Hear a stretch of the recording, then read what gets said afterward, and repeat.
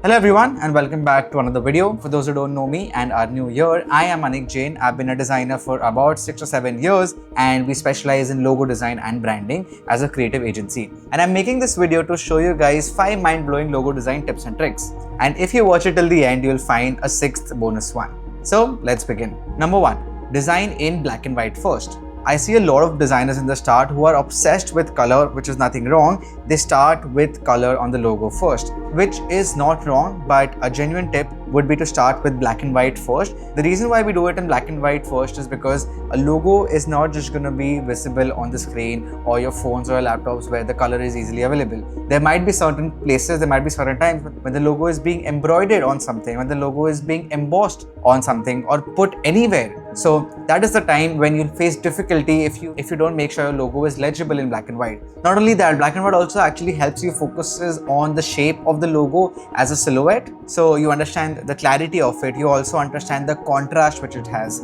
So to give you in a better perspective, the black and white makes sure that the framework of the logo is really intact and in shape. And again, as I said, if it works in black and white, be it on any condition, it will work in color or anywhere you want it to be.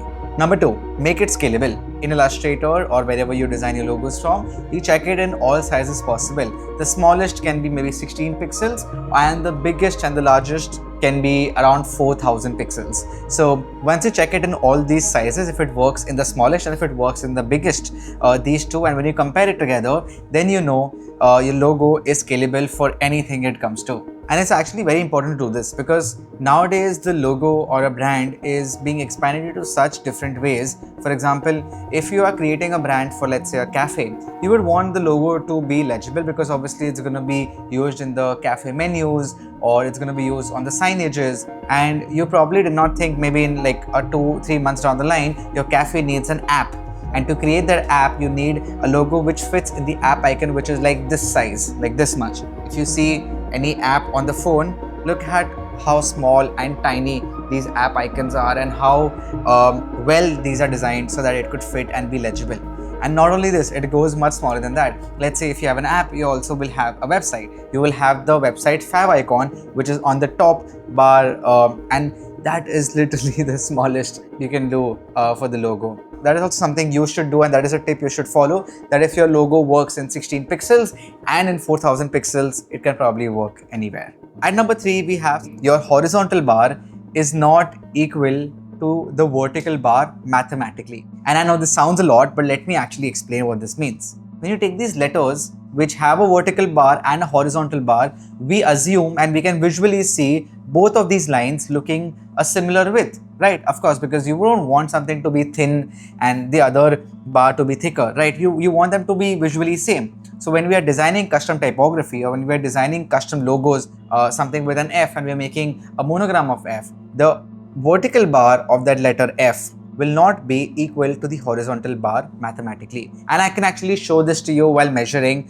Let's take E for an example. When you actually measure the width of the font that is existing, it will not be equal. The horizontal bars are made slightly thinner than its adjacent vertical bars to make sure visually they both look similar. And actually I'll create a letter E similarly where I'm going to make all the lines and all the horizontal and vertical lines of the same width. You will see how off or how wrong it looks like. This is something which I learned in my design school, and I was mind blown about this because I felt like my life was a lie after looking at this. I mean, all the letters you know about which have vertical and horizontal lines, they are not the same. And that was insane to me. And yes, this formula is applied more when you're creating custom typography, but it also applies to when you're creating logos from scratch of letters and monograms, which we often keep doing. At number 4, we have don't trust default kerning. Trust me on this, that you don't have to trust your default kerning of your fonts, which you love. So what happens is basically these fonts are created by designers and by corporate companies to make sure you use it as it is on a body text or in a paragraph. But when you're creating logo design using these fonts, you have to make sure that the kerning is right. You have to make sure the spacing is right. You have to make sure everything is either tucked in place or widened out depending what you want. So whenever you're creating a logo, it's okay to create logos with just fonts. I mean, the biggest of the biggest brands have their logos as just fonts, but they don't just type the logo and type the font and just leave it there. They customize it, they kern it, because these fonts are not made for logos. These fonts are made for paragraph text, for books, for newspapers, for all those places where there's a lot of text to be read together. So always make sure you kern your type before sending out that or before finalizing that as your final logo. And one good hack I would give you, you go in the text panel in Illustrator, go in the text bar, you double click and obviously select where that cursor is blinking, press Option on Mac and Alt on Windows, and then you play with your arrow keys left and right to basically adjust the kerning a little bit. If you want to do a manual tweaking, you can always do it in the properties panel where the kerning will adjust together. But if you want to manually do between two letters, this is a very quick way, a quick hack to do it. Alright, so for our fifth one and our last one, we have outline mode. Being a graphic designer, I literally thought I knew everything until I saw a video online and that person pressed Command Y. In that case, will be Shift Y. I'm sorry, I don't know for Windows. If my editor can help me, what is Command Y for Windows here, the alternative. So when you're in your artboard, when you're in Illustrator and you have a very complex design, your logo design or some graphic element, and you want to actually see the skeleton of it, you want to actually see behind the scenes of it, or how did you make it, or if there is any mistake which is unnoticed because of the colors are overlapping each other, and you want to just go and see what all strokes it has. I mean, the way I used to do it, I used to select all the graphics and the logo and change the fill to stroke and then see it. If it's okay, then again change the stroke to fill back again. But there's a much easier way to do it, and in fact a way better way to actually do this is to simply press Command Y or the other alternative for Windows and check the entire artwork on your Illustrator in a wireframe mode.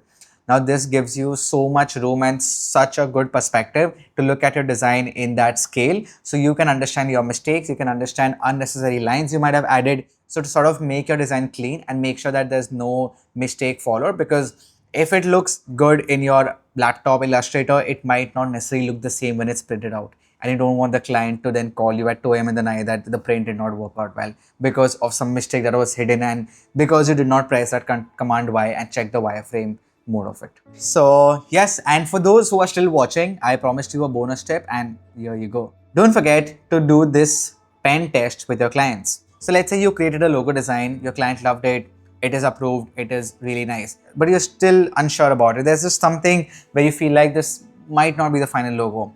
Make sure you always do the pen test if you have that feeling. Of course, your client might have seen in multiple meetings, okay, this is the logo, this is how my logo is going to look like. Get them on a call, don't show them the logo, tell them to keep all the devices aside, take a pen and paper, or you can also do this with your fellow designers, with your parents, with your siblings, with your sisters, anyone, or you might yourself also do it, but you probably would be able to do it well. So yeah, sorry, coming back to give your client a pencil and paper and tell them to draw the logo by memory what you just created. If the client is able to draw the logo very accurately, your logo is probably good to go and don't have a second thought on it. Because if it's memorable with just a few meetings where the client has seen the logo and liked it, it will be memorable long time and it will really go a long way. And then you will finally be convinced that it is a good design and not just very decorative. Alright design folks, I hope you found some value in this video and enjoyed it, and I hope you take some tips and tricks from this video and actually apply it into your workflow. That is the whole reason and point I'm making this video. Please let me know in the comments if you found something really valuable and if I blew your mind. Alright, I'll see you in the next one. Peace.